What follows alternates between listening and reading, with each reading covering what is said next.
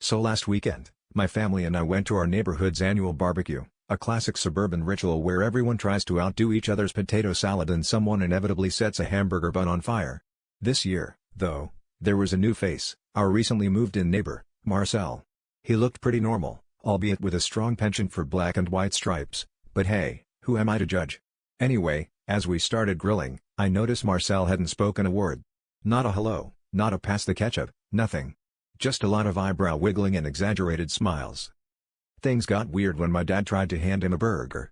Instead of taking it, Marcel froze, placed his hands on an invisible wall, and then began what I can only describe as a full interpretive dance depicting the life cycle of ground beef. At first, we thought he was joking, but nope, he pantomimed picking up imaginary lettuce, squeezing an invisible bottle, and even mimed being startled by an invisible bee.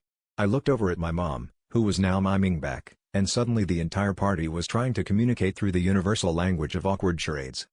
The real chaos started when little Timmy dropped his hot dog, and Marcel leapt into action, performing a frantic routine that, I think, symbolized 5-second rule. But instead of picking up the hot dog, he pretended to juggle 3 invisible sausages, slipped on an imaginary banana peel, and finished with jazz hands. The crowd applauded, unsure whether to laugh or check if he needed medical attention. Meanwhile, my uncle was earnestly attempting to barter for a soda using only interpretive gestures, which somehow resulted in him getting handed a raw onion. By the end of the night, everyone was so deep into this silent communication thing that when the sprinklers turned on and soaked half the crowd, nobody screamed, they just all started flapping their arms like confused ducks. As we packed up, my dad nudged me and said, "Well, son, I guess that's the first time I've ever seen a burger grilled to perfection without a single word spoken."